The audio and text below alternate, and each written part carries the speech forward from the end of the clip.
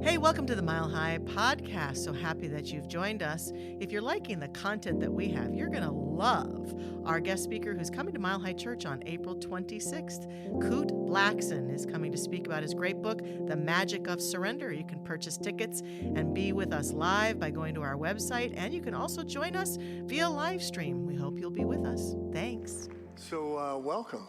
Just so glad that you're here today, and thank Reverend Josh and Michelle for inviting me back to be part of Earth Day here. I've been working with thank you. I've been working with the Sacred Earth Ministry since I retired last summer. Dr. Patty and I have been working with that, and today's just a great thing. We got some great stuff coming up in the community center after service today. I'll be telling you more about that, but it's just great to celebrate Earth Day together today and to bring our focus and our attention to this beautiful planet where we live. And there are a lot of reasons to celebrate Earth Day. I have a couple specifically that I bringing in here. These guys here, my granddaughters, who are Ruby and Ivy, and they're snowboarders already, which makes their parents very, very happy, and they're already rocking it.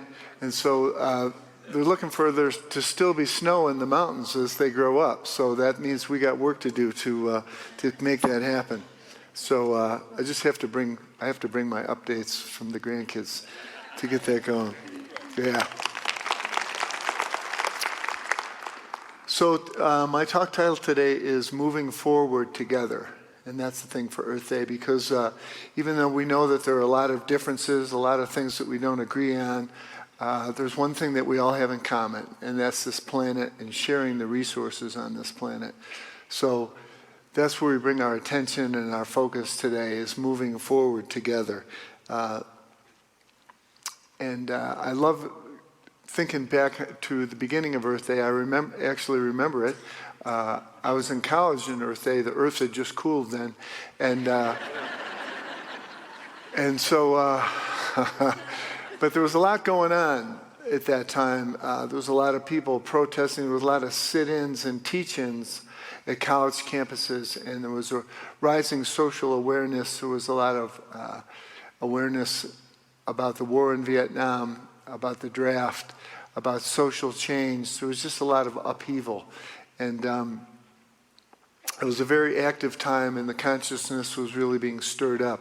And there was a senator from Wisconsin named Gaylord Nelson, who was a junior senator from Wisconsin, who was very concerned about the environment and was one of the first true environmentalists who wanted to get something going. And he thought maybe he could harness some of that youthful energy that was happening on the college campuses and get something going. So he started preparing for Earth Day. He got some of the college people who were good at organizing to help him out, and they started planning to do an Earth Day in 1970.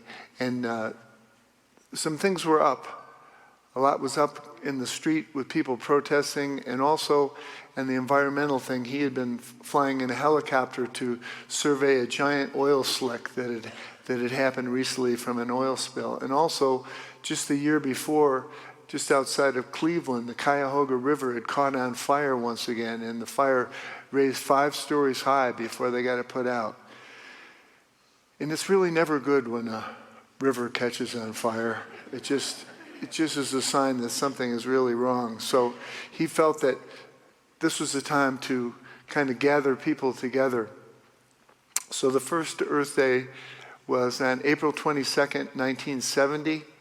There was 20 million people that get out in the street. Think of that. 20 million people get out in the street. And it was planned in between spring break and finals in college, so people would have the room to get to it. And it was also during the middle of the week, so a lot of kids in high school could get out and be participating in Earth Day as well. So it was the beginning of that movement, beginning of the environmental movement in a way that a lot of people were conscious of. And it made a difference, because by the end of that year, the Environmental Protection Agency had been created under the Nixon administration. And also the Clean Water Act came in 1972. And the Endangered Species Act came not long after that. And our attention and our focus went towards protecting the earth And our consciousness went in that direction too. Some of you remember those great ads that were on television about recycling and taking care of trash. And we just began to shift in that direction. And it seems like a long time ago. But now it's our turn, because Earth Day isn't really about the past at all. It's about the future. So we're moving into that time today of looking at Earth Day and looking at our relationship with the earth. Earth Day 2024 is devoted to specifically planet versus plastic. So we're trying to bring our attention. There are so many things to focus on. Have you noticed that? There's a lot of stuff going on. So there's plenty of things to focus on, but we're, in Earth Day this year, focusing on plastic. And so we're just all going to commit this morning that we're done with plastic bottles with water in them. Are we all done with that? Are we all done that? Are you with me? Okay, so we're done with that. So it's not going to be long. Just in the next couple of weeks, all these convenience stores are going to be calling up their suppliers going, you got to get these bottles out of here. Nobody wants them. And we're going to make them into houses or streets or something else. But we're going to get rid of putting plastic bottles full of little bits of water in our refrigerators and in our life. So we're going to let that go. We're going to move on to something else. So commitment, collaboration are big things that we're going to be talking about today. But I want to begin with another word, another C word, consciousness. I think we need to change our consciousness. We need to begin there. There are so many things that we see on television, in the media, on social media that divide us. We are very much fixed on division, on criticism, and blaming other people for things. So the division game that's going on now is the biggest thing that we've got going. Whenever somebody comes out with an idea, there are plenty of people to put it down. But we've got to work towards collaboration. And our consciousness has to shift towards the idea of collaboration. Consciousness is the business we're involved in here at Mile High Church and in the New Thought movement. And I was thinking as I was preparing this talk about Emmett Fox, who was a metaphysician in the 1930s. He wrote a small book called The Mental Equivalent. Most of you have it, or you've seen it. It was one of those homework assignments you had. Some of you did. But he talked about how if we want to change our life, how do we approach that from a mental perspective? He said this: form a mental equivalent of the thing which you want by thinking about it a great deal, by thinking clearly and with interest. Remember, clarity and interest, those are the two poles. Well, that sounds simple enough, doesn't it? Clarity and interest, there's nothing to that. But it's really a big deal. Because we are in such a time of environmental crisis and we see so many things are bad and that are going wrong, we can lose hope. We're clear about the problems, but we're not clear about where we're trying to get to. So we've got to start creating a mental equivalent of what the earth's going to look like when it returns to balance, and start moving in that direction. And accept that that's what's happening now and that we're a part of it. That's what we're about here this morning. Are you with us? Yes. We want to start building that idea in our minds that we can do this, that we can have hope. This morning over in the community center, we've got a lot of people from different environmental groups who are set up over there. It's a great time to go over to learn and to get involved. The Sacred Earth Ministry that we've got going, we're wide open to get more people involved for other ideas of how we can contribute. That Mile High Church can really be a hub for environmental work. So I hope that you'll stop over there afterwards. And one of our co-sponsors today is a place called the Same Cafe. And that's a cafe on East Colfax. And the word same stands for so all may eat.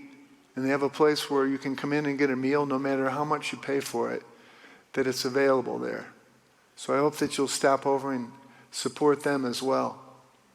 Because a lot of what today is about is collaboration, about turning our consciousness towards collaboration. Collaboration with each other and with the planet. Because it's a reciprocal relationship that's going on between us and the planet. We've done a pretty good job of taking things from the planet, taking resources, using resources, and the planet has given them to us pretty freely. And now it's time for us to keep our part of the deal and be giving back. They have a higher sense of awareness of collaborating with the planet. And you know, there are more scientists on the planet now than there have ever been. And there's an opportunity now for us to collaborate and bring all of our gifts of science to work for solutions. I've been spending with a book called Drawdown, the most comprehensive plan ever proposed to reverse global warming. It was edited by a guy named Paul Hawken, who is an environmentalist who's been at this game for a long time. What he did in this book was he collaborated with a lot of different scientists and came up with like 100 different ideas that could help with the process of drawdown. Because the truth is, with this problem of carbon in the atmosphere, we not only have to slow down and eventually stop putting carbon into the atmosphere, we've got to begin getting it out of the atmosphere. That's a process too. And he's got these solutions in this book, 100 of them, about farming and about solar energy, about wind power, about the things that we eat, transportation, housing. And there's a sense of hope in it. There's a sense of hope that we can figure this out if we can bring our focus to it. And focus less on our sense of division and about who's right and about this being a political problem. It's a people problem. We're the problem. And so looking for a political solution is keeping us in a sense of division. We need to create more of a sense of us working together. This is one of the things that this guy Paul Hawken said. What individuals can do is become a movement. The United States was founded on the premise that there are truths that are self-evident. And one of the unmentioned truths is that we only have one home. If we are to remain here, we must together take great care. To do that means we must become a movement that is unstoppable and fearless. Movements are dreams with feet and hands and hearts and voices. So are we ready to be a part of this movement? What do you think? Yeah, I think so. There's a website called drawdown.org that has just loaded with ideas. And it's a place to research and learn and to grow. One of the things that they said is that there are 5 basic facts about climate change. It's real, it's us, it's bad, scientists agree, and there's hope. I think that's the most important part.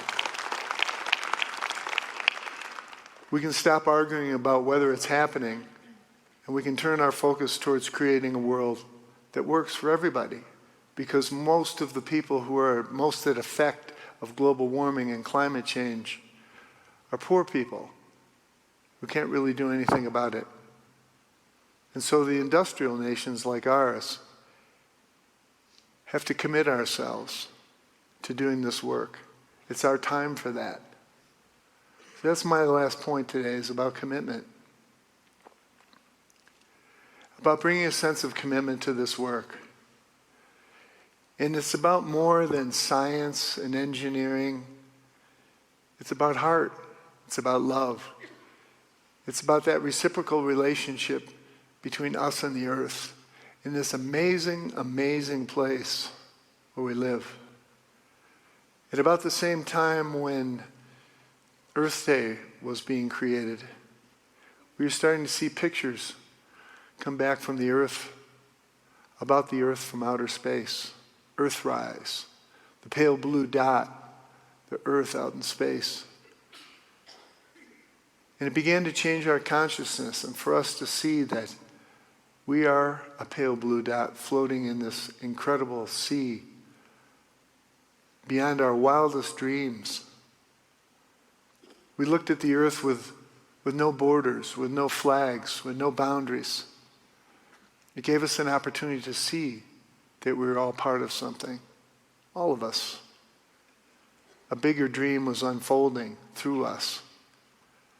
And I think now we can start to connect once again at a deeper level with that relationship with the earth. You know what? Another book that I've been diving into lately is a book called Braiding Sweetgrass, and I know a lot of you have read it. And it's a beautiful book written by a lady named Robin Wall Kimmerer. And she's a Native American woman and also a teacher of environmental studies in the university. And she does a great job of bringing science together with indigenous wisdom. And we can see that indigenous people had so many things going right with the way they interacted with the earth, by the way that they observed it, and the traditions that were handed down between people to give back to the earth. She has great things about plants and about the way that we can interact. Me being a gardener, I love that. I just love the reciprocal relationship between us and the earth.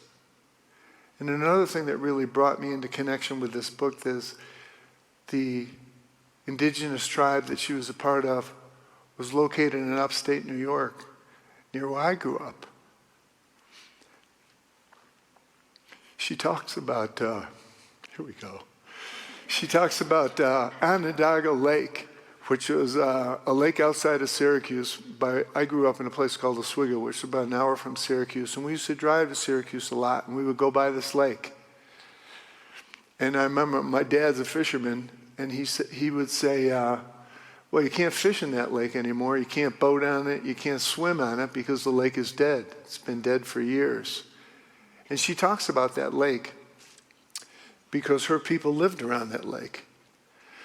She said it's estimated that 165,000 pounds of mercury were discharged into the lake between 1946 and 1970. And you couldn't swim in the lake after 1940 because since the late 1800s, they'd been dumping industrial waste into it. But the people who lived around there, her people, the indigenous people, didn't give up on the lake. They kept trying to reclaim it. They filed a federal injunction so that they could reclaim the lake and have ownership of it. That got dismissed, of course. But they stayed with it. Eventually it got put in as a Superfund site.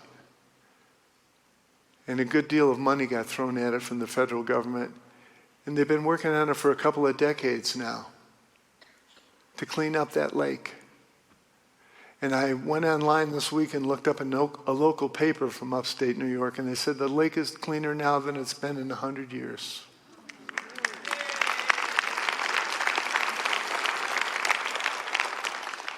Now, to me, that's a love story. That's a love story about loving something so much that we can restore it to the beauty that it came with. And I love that her people are still involved in it. And the thing is, they think of that as their home. And she calls that being naturalized to place. Being naturalized to place. And here what she says about it. Being naturalized to place means to live as if this is the land that feeds you. As if these are the streams from which you drink, that build your body and fill your spirit. To become naturalized is to know that your ancestors lie in this ground. Here you will give your gifts and meet your responsibilities. To become naturalized is to live as if your children's future matters. To take care of the land as if our lives and the lives of our relatives depend on it. Because they do. So here we are now, and we have our opportunity.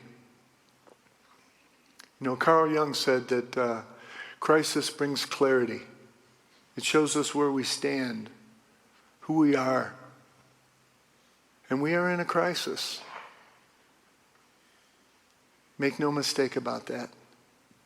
But there is hope, there is possibility, and we are a part of a movement that is going to turn this around and restore our relationship with the land. That's what we're about. Let's pray about that.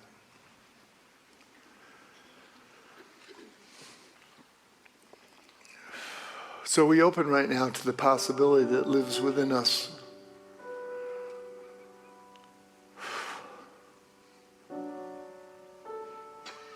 We're not helpless here. We are connected with a power and a wisdom, a sacred intelligence that created all things, that brought all things into being, that awaits our recognition of it. And as we turn to it, it turns to us. So we allow that power and that wisdom and that sacred love to fill us right now. Fill us with hope. Fill us with an intention to rise up and solve our problems. I give thanks for each person right now within the sound of my voice, for the gift that you are and for the difference that you make. We commit ourselves right now to this beautiful sacred work in this amazing, amazing world where we live. Thank you, Spirit. We are blessed beyond measure. And so it is.